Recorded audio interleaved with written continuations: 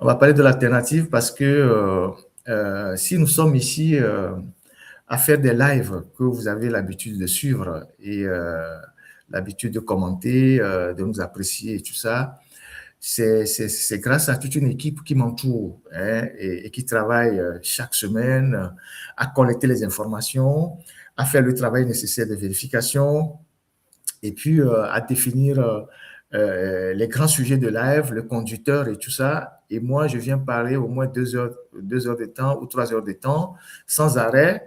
Mais derrière, c'est toute une équipe qui travaille. Et vous savez très bien les conditions dans lesquelles nous avons évolué depuis le Togo jusqu'à là où nous sommes aujourd'hui. Et on va regarder un peu une image de l'autre journal qu'on va regarder ensemble.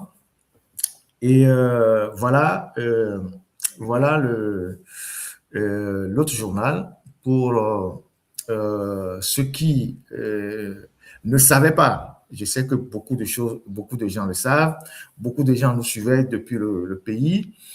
Et ce concept-là, nous l'avons lancé en plus du journal papier qu'on avait parce qu'on était parmi les tout premiers à comprendre que c'est en basculant dans le numérique que nous pourrons assurer la viabilité de notre journal. Et donc, lorsqu'on était au Togo, on a monté ce studio-là et dans lequel on faisait l'autre journal avec des matériels de pointe et tout.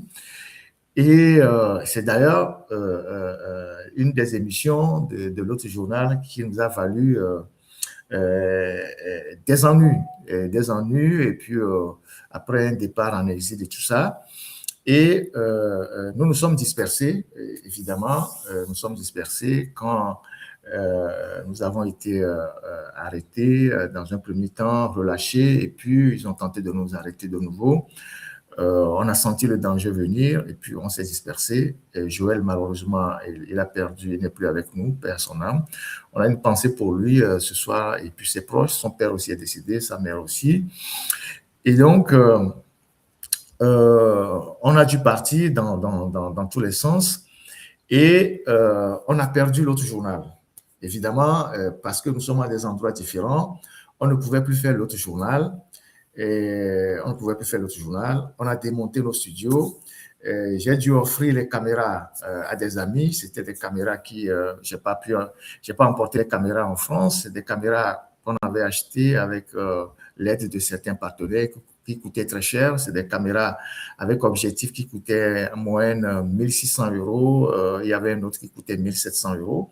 Donc, j'ai offert ces caméras-là à des amis pour que, bon, ils puissent continuer par travailler à Lomé, qui sont des journalistes. Donc, j'ai laissé ces caméras derrière. Et donc, depuis 3 ans, nous avons mis fin au journal papier et on a relancé le journal en ligne avec l'appui de RSF, de CPJ et de certains de nos partenaires, au CCRP, tout ça. On a relancé le journal en ligne depuis Dakar. Et nos équipes ont continué par travailler, assurer les articles régulièrement. Chaque jour, chaque semaine, il y a au moins une dizaine d'articles qui sont publiés sur le site www.l'alternative.info. Et les dimanches, moi, je clôturais ça avec les lives. Et donc, on était un peu dispersés. Vous imaginez, on était un peu dispersés, mais il fallait continuer par travailler. Et donc, on a compris que à partir du moment où on n'a plus le journal papier, on était à fond dans le numérique. Dans le numérique, je suis arrivé en France, j'ai continué par me former rapidement avec un master à l'ESJ. Isidore s'est retrouvé à Dakar, lui aussi s'est inscrit à l'ESTIC, inscrit à l'université qui est là-bas, à l'école de formation de journalistes qui est là-bas. Il a rebondi rapidement à BBC, parce qu'en fait, on a pris quand même le temps de bien nous former dans notre rédaction. Donc, il a rebondi rapidement à BBC où il a bossé sur le volet numérique de BBC. Et donc, pour nous, c'était important qu'on relance l'autre journal parce que c'était notre identité, c'était l'identité et toutes nos émissions sur l'autre journal, vous pouvez les retrouver sur notre chaîne YouTube, sont là. Toutes nos émissions, tout ce qu'on disait au Togo quand il n'y avait pas encore le foisonnement TikTok et tout ça, parce que les gens pensent que c'est sur TikTok que nous, on a commencé par faire nos trucs. Non, pendant des années, on était à fond dans l'autre journal en interpellant le régime, en faisant le travail qu'on avait l'habitude de faire, en faisant des émissions qui étaient des émissions virales. Et donc, c'est ça qui a entraîné des ennuis parce que le régime avait commencé par s'inquiéter de l'impact que nos émissions avaient sur la population. Vous arrivez à Tapaon, il y a des gens qui étaient abonnés à l'autre journal, vous arrivez à Mango, vous arrivez à Kanté. Donc, de plus en plus de gens étaient abonnés à notre chaîne YouTube. On était presque à 80 000 abonnés sur la chaîne avant que des ennuis ne commencent.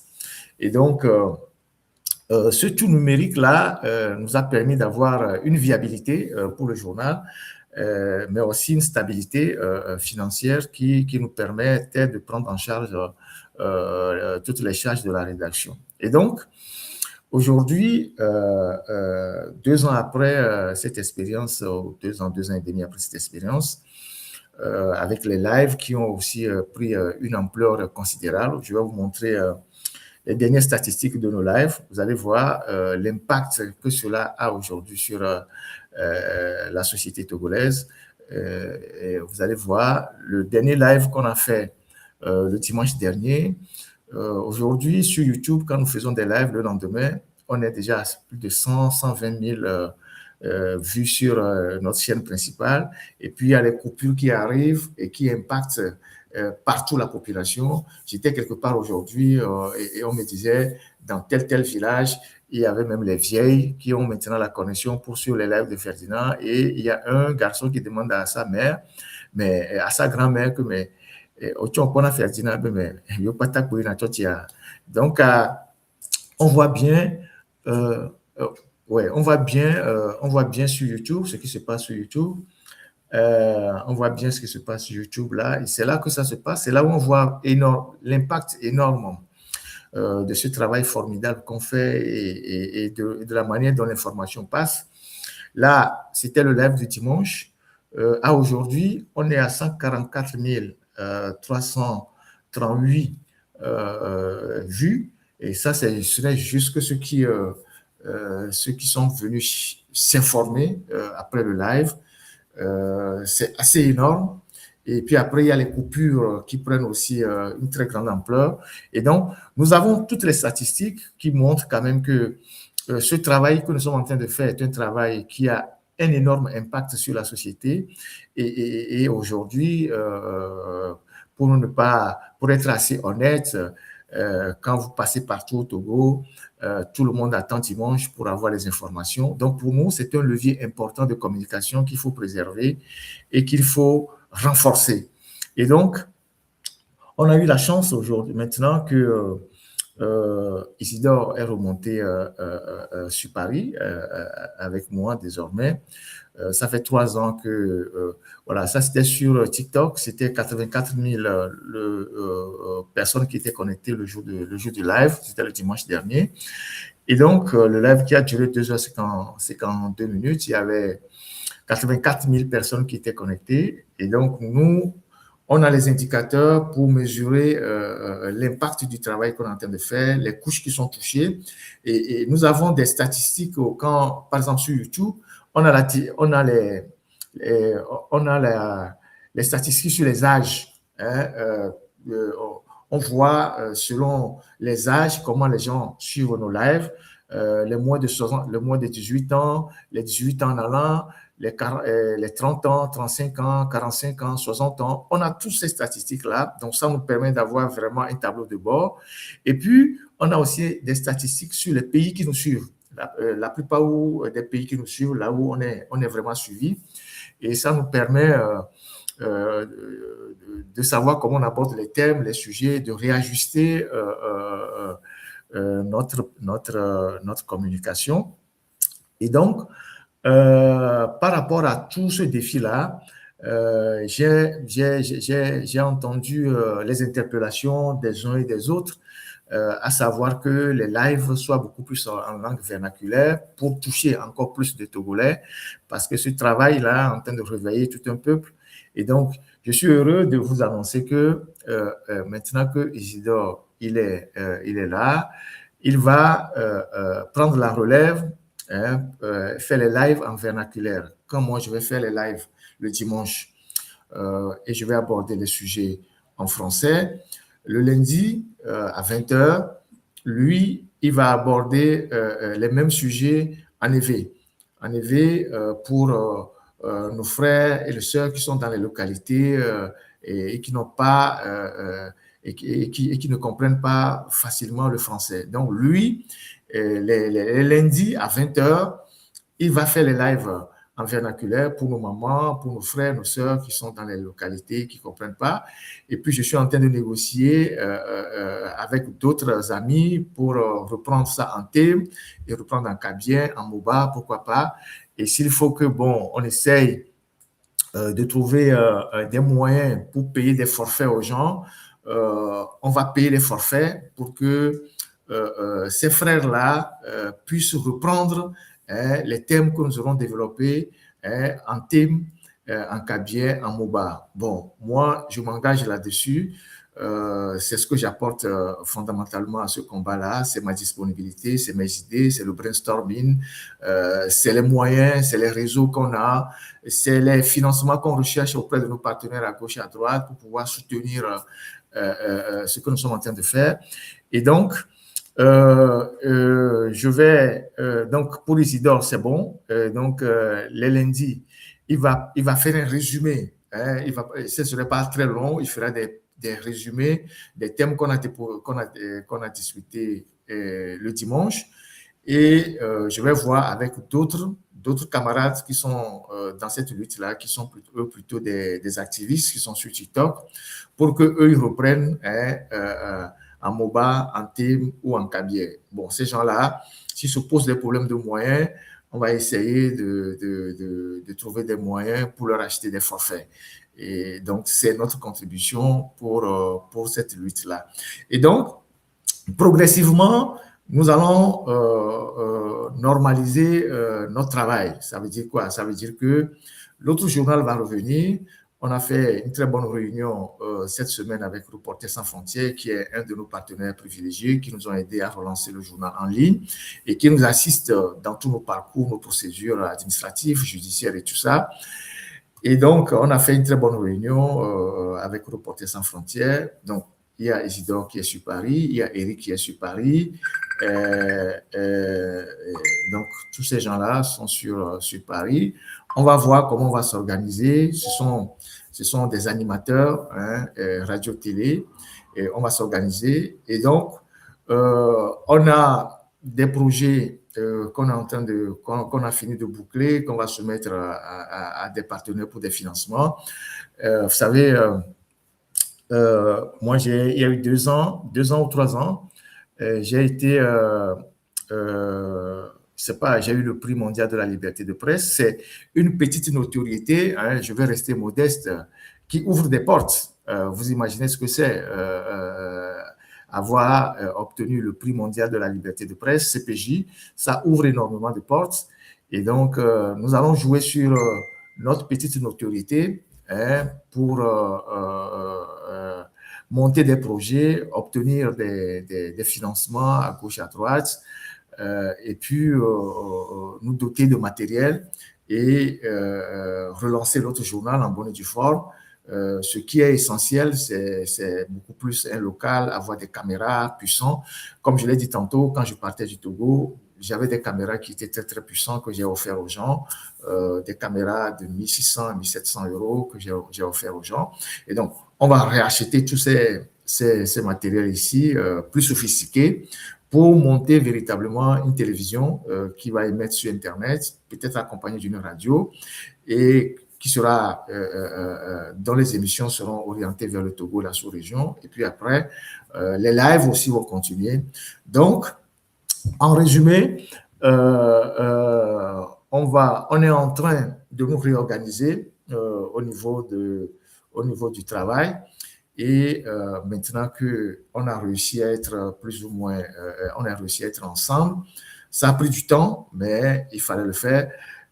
J'ai l'habitude de dire que quand vous êtes un chef de groupe ou vous êtes un leader et que vous avez la chance de briller, il faut que la lumière soit projetée sur vos collaborateurs. Il ne faut pas être le seul à briller, hein, dans une zone d'obscurité. Il faut que les gens qui vous entourent, votre lumière, votre bénédiction réjaillisse sur vos collaborateurs pour que vous grandissez ensemble. C'est en grandissant ensemble qu'on est beaucoup plus solidaire et qu'on est plus fort, parce que si l'un arrive à tomber, l'autre va le relever. Et c'est notre leitmotiv à l'alternative. Chez nous, à l'alternative, on ne limite pas nos défis, nous défions nos limites. C'est ce que nous faisons. Et à chaque fois qu'il y a un obstacle, on le franchit, on rebondit et puis on avance. Et cette résilience-là que nous avons à l'alternative, qui est d'ailleurs suivie par beaucoup de nos partenaires, ils en parlent tous les jours, hein, et ils nous citent comme des modèles. Hein, quand on se retrouve dans les grandes réunions, on se retrouve dans les grandes conférences, ils nous présentent comme des modèles parce que nous avons subi énormément de difficultés et les gens auraient été à notre place qu'ils auraient abandonné depuis. Mais on est toujours resté debout, on est resté debout par rapport à tout ce que les gens peuvent raconter, les insultes, les calomnies, les attaques et tout ça. Nous, ça ne nous regarde pas. Nous, le plus important, c'est de continuer par faire ce qu'on sait faire. Et aujourd'hui, là où nous en sommes, c'est pas le travail, c'est pas la détermination, c'est pas la résilience, c'est pas notre capacité à mieux faire ce que nous faisons toujours aujourd'hui qui fait que chaque jour, nous continuons pas à avancer. Lorsque cette histoire du numérique a commencé, j'ai parlé avec beaucoup de confrères et j'ai dit, écoutez, on aura de plus en plus de difficultés à tenir les journaux papier. Il faut qu'on bascule sur le numérique. Même en étant ici en France, j'ai toujours essayé de parler à des confrères, ceux que je peux aider. Bon, je donne des coups de main pour que les gens puissent comprendre que, en fait, le numérique aujourd'hui, c'est le seul moyen, c'est le seul modèle économique qui assure la stabilité des journaux. Même les grands médias aujourd'hui, vous les voyez, ils ont tous des fenêtres numériques. Hein, ils sont sur YouTube, TikTok, ils sont sur Facebook. Ils sont beaucoup même plus là-bas aujourd'hui que sur les canaux classiques. Le monde a évolué, il faut s'adapter. Et c'est ce modèle économique-là que nous avons adopté depuis l'autre journal et jusqu'à ce jour et qui nous assure une certaine stabilité, hein, stabilité du journal, stabilité financière d'ailleurs, parce qu'il y a beaucoup de revenus qu'on gagne sur le numérique qui nous permet d'entretenir nos rédactions, d'acheter des ordinateurs. Depuis que je suis en France, j'ai offert à Lomé plus de 14 ordinateurs à des gens, y compris des journalistes, qui sont et de ces 14 ordinateurs, au moins notre rédaction même a acheté 6. Et puis les autres ont été des dons et que j'ai convoyé à Lomé, que j'ai distribué aux gens gratuitement. Voilà, c'est des choses que nous faisons régulièrement parce que nous avons un capital de confiance, nous avons un capital de crédibilité et il y a des gens qui sont prêts à nous accompagner. Il y a des organisations, des partenaires, quand nous frappons à une porte, qui peuvent nous aider à aider d'autres personnes. Donc, je voudrais saluer tous ceux qui nous ont toujours, qui ont cru en nous, Il y a un moment donné, les gens, Isidore, il est là en face de moi, c'est lui qui assure la technique aujourd'hui. Qu'est-ce qu'on n'a pas entendu? Qu'est-ce qu'on n'a pas dit? Même vis-à-vis de lui, quand il était à BBC là-bas, il dit, ah, Ferdinand est parti, il va t'abandonner. Comme on le dit chez nous, quand quelqu'un est sur le lit de mort, il ne sait pas que on travaille. On a toujours travaillé, on a toujours essayé de reconstituer l'équipe, qu'on soit tous au même niveau. Et donc, Eric, il est parti en premier, et puis aujourd'hui, lui, il est là. Et donc, on va réorganiser le travail.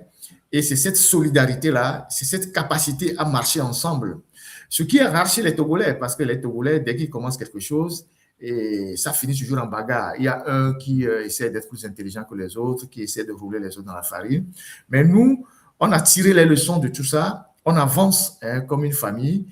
Aujourd'hui, on a une équipe qui est très solide. On a une rédaction de presque 8 personnes qui travaillent sur les sites Internet, qui sont payés régulièrement à la fin du mois avec le soutien de nos partenaires et de ce que nous-mêmes, nous engrangeons comme revenus à travers le modèle économique qu'on a instauré depuis. Donc, c'est le travail qui nous permet d'être là où nous sommes aujourd'hui. Et on continue de se former. On continue. Isidore, à Dakar, il a pris une année pour se former au journalisme. Ouais, avec... tu as fait le journalisme financier et économique. Tu as fait le journalisme financier et économique pour pouvoir avoir les outils pour pouvoir interpréter les documents économiques. Moi, je suis arrivé ici rapidement, pendant que j'étais même en procédure d'asile, j'ai fait rapidement un Master 2 à l'ESJ. Et tout ça, ça rentre toujours dans nos objectifs. Nous former davantage. Là, il y a encore plein d'autres formations que nous sommes en train de faire. Et je pense que, voilà. Donc, ce soir, j'ai voulu vous entretenir sur ce réaménagement qu'on va voir dans les prochains jours. Donc, la page YouTube sur laquelle Isidore va vous entretenir, si cette page YouTube est là, on va passer une capture d'écran. Il ne fera pas ça sur la page principale. Il ne fera pas ça sur la page principale. Il fera ça sur cette page, voilà. L'autre direct officiel. C'est ici que Isidore va entretenir nos frères et sœurs en vernaculaire. C'est ici qu'il va le faire. Et donc, c'est ici qu'il va décortiquer les sujets en langue locale, les sujets qu'on aura décortiqués dimanche. C'est ici qu'il va le faire. Donc, vous pouvez vous abonner à l'autre direct officiel. Il y a déjà combien d'abonnés là sur ça? Il y a quand même pas mal d'abonnés. C'est un truc qu'on a lancé il y a quelques jours. Et puis après, quand nous aurons... Maxime, il va très bien. Maxime, il est au GIGN. Vous savez que quand il est parti, lui aussi, c'était un problème. Il est exilé. Et il était à BBC quand il est parti en exil. Et puis après, il a rebondi au GIGN. C'est le grand patron du GIGN en Afrique francophone. Il part former les gens un peu partout. Il y a quelques jours, il était en Haïti et en République dominicaine pour former les journalistes là-bas. Et ça, c'est une fierté pour nous, pour l'alternative. Et même étant occupé de l'autre côté, il continue d'assister à la rédaction, de donner des conseils, d'apporter son expertise quand il y a des problèmes. Donc, Maxime est dans la grande famille. On continue de travailler ensemble. On est dans la grande famille. Et il apporte son expertise si besoin en est. Et aujourd'hui, de nous tous, c'est lui qui coiffe une grande organisation sur le plan international, et c'est une fierté pour nous à l'alternative. Et donc, Isidore aussi est passé par la BBC. C'est aussi un plus dans son expérience, pour son expérience. Et donc, voilà ce que nous faisons. Et je pense que tout ça, c'était des objectifs fixés au départ. On s'est dit, écoutez, on va faire ci, on va faire ça, on va atteindre tel objectif, on va atteindre tel objectif. Et Dieu aidant, Dieu merci, aujourd'hui, on est dans cette logique-là. Donc, abonnez-vous à cette page-là, l'autre direct officiel, sur laquelle, comment l'appelle-t-on, Isidore va vous entretenir à partir de la semaine prochaine, à 20h, chaque lundi, juste après le live. Lui, il parlera en EV. Et je verrai avec d'autres activistes qui sont sur TikTok. Eux, ils vont utiliser leur page TikTok pour pouvoir en parler en thème en Kabye, en Moba et dans d'autres langues. Et comme je l'ai dit tantôt, s'il faut qu'on contribue pour que ces gens-là aient de la connexion pour parler régulièrement, on le fera. C'est important aujourd'hui que nous restons focus sur l'information, sur la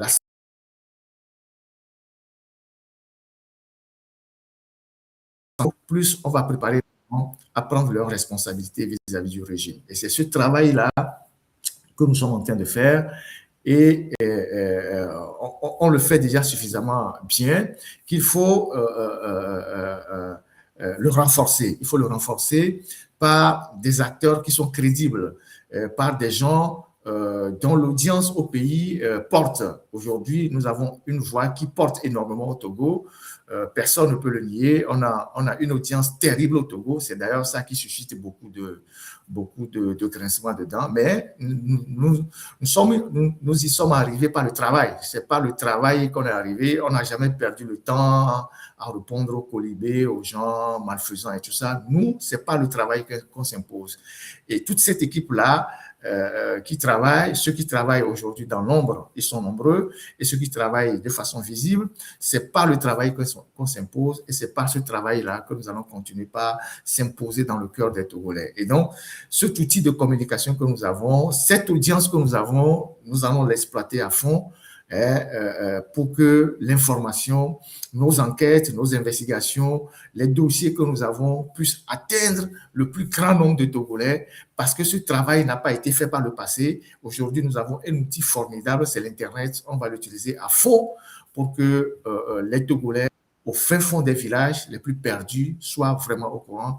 Il y a quelqu'un qui me disait ces jours-ci que tu ne peux pas imaginer que dans nos villages, dans les villages même où les gens n'avaient pas d'informations, aujourd'hui, les gens achètent la connexion, et les dimanches, ils se mobilisent à 5, à 6, à 7, à 10 pour écouter le live de Ferdinand, parce qu'on aborde les sujets qui touchent directement les problèmes des populations. Nous, c'est ça que nous faisons. Les sujets qui touchent directement les problèmes des populations. Si vous parlez des gens qui sont en Aki-Est, vous parlez des gens qui sont à Saint-Cancé, vous parlez des gens qui sont à Meaux, vous parlez des gens qui sont à Badou, vous parlez des gens qui sont à Dagny. Pourquoi ils n'auront pas de sympathie pour vous? Parce que vous êtes le seul ou vous êtes l'un des rares à parler directement de leurs problèmes. Et c'est ce que nous faisons, c'est ce que nous avons compris. Et ce travail-là, on va l'accentuer pour que le plus grand nombre de Togolais puissent être au même niveau d'information. Et une fois que les gens seront au même niveau d'information, ils auront suffisamment des outils, des éléments pour demander des comptes au gouvernement. Et c'est ce travail formidable-là qu'il faut accentuer. Alors, Isidore vous salue. Voilà. Et voilà. Salut à tous. Bonsoir. Voilà. Très heureux de vous retrouver, chers amis de l'autre journal.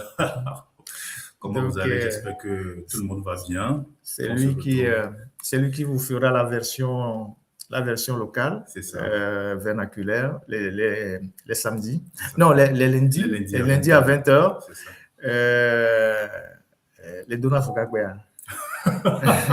Bon, en tout cas, il va vous entretenir en vernaculaire les lundi à 20h. Il fera son live sur l'autre direct officiel. Et voilà. Donc, voilà, à l'équipe. Allez, ciao. Donc, ciao.